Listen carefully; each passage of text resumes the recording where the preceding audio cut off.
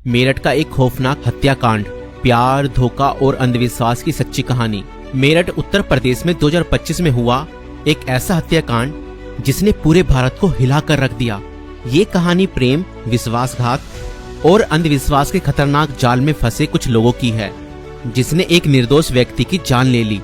इस केस में प्रेमिका ने अपने प्रेमी के साथ मिलकर अपने पति को मौत के घाट उतार दिया और उसके शव को 15 टुकड़ों में काटकर एक ड्रम में भर दिया और उसके अंदर सीमेंट डाल दिया।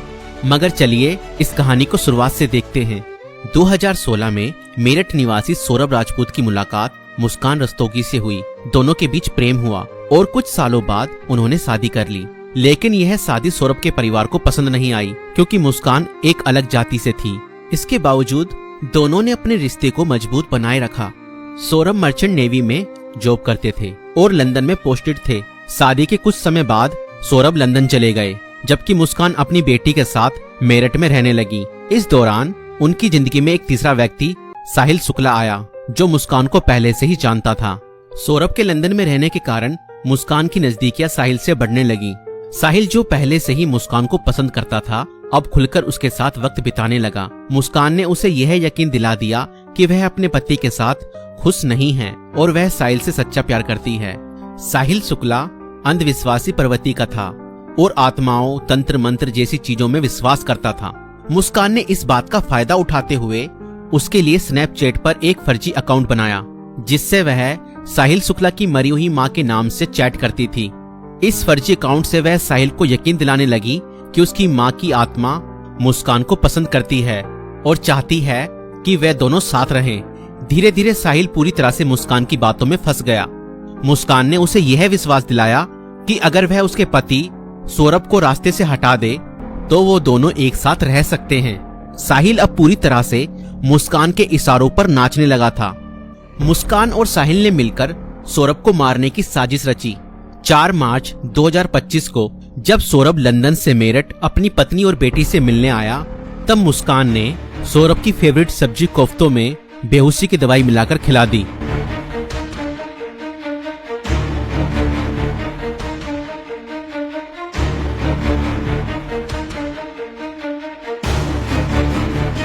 और जब सौरभ बेहोशी की हालत में बिस्तर पर पड़ा था, तब मुस्कान ने अपने दोस्त साहिल को बुला लिया और रसोई में जाकर वो बड़ा और धारदार चाकू ले आई, जो मुस्कान और साहिल ने पहले से ही प्लानिंग करके खरीदे हुए थे। और करीब 20 मिनट तक साहिल ने मुस्कान को बताया कि कैसे उसे अपने पति का वध करना है।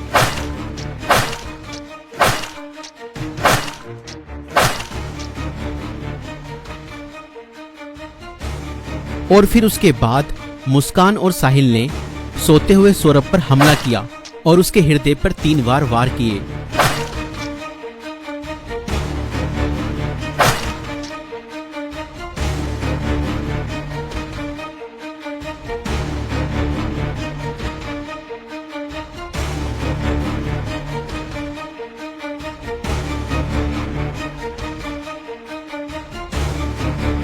और घर में पड़े कूलर को भी ऑन कर दिया ताकि उसकी आवाज किसी को भी ना सुनाई दे। जब उन्होंने सौरभ को खत्म कर दिया, उसके बाद वह उसकी बॉडी को बाथरूम में ले गए।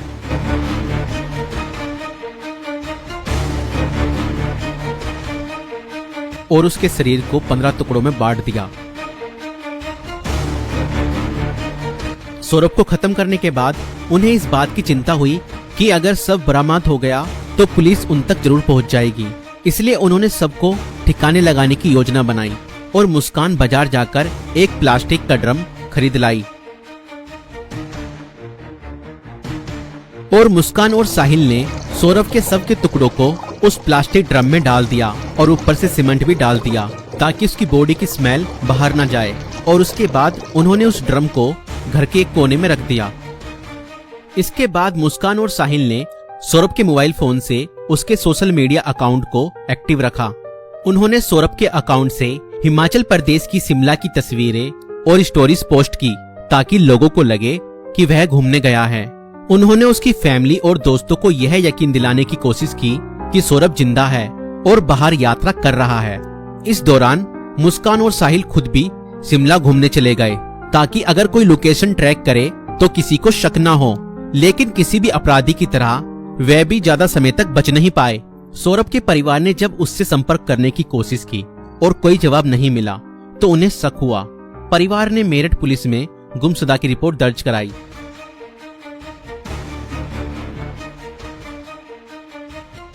और इसी बीच मुस्कान ने अपने माता पिता को बताया कि शायद सौरभ का मर्डर हुआ है और उसके घर वालों ने ही उसका मर्डर किया है। मगर मुस्कान के पिता ने कहा, नहीं बेटा, किसी के भी घर वाले कितना ही नाराज हो जाएं तो भी ऐसा कदम अपने बेटे के लिए नहीं उठा सकते। बेटा, मुझे सच सच बताओ, सौरभ कहाँ है? मुझे सच्चाई बताओ, मैं किसी से कुछ नहीं कहूंगा। और तब मुस्कान ने अपने पिता को बताया कि उसने और साहिल ने मिलकर सौरभ को खत्म कर दिया है।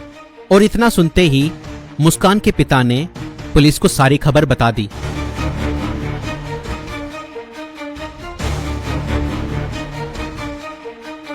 और पुलिस ने तुरंत मुस्कान और साहिल को गिरफ्तार किया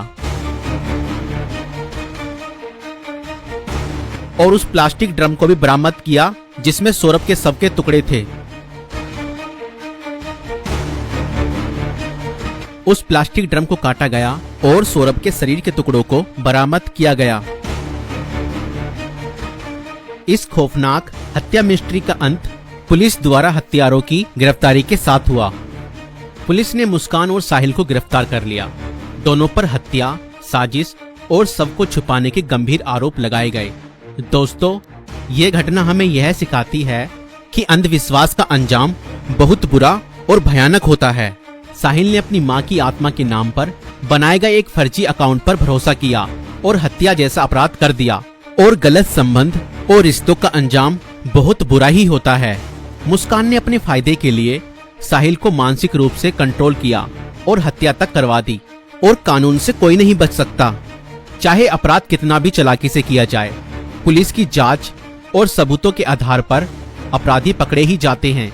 इसलिए रिश्ते सोच समझकर बनाएं और जीवन साथी चुनने से पहले सामने वाला मानसिक रूप से कैसा व्यक्ति है यह जानने की कोशिश करें।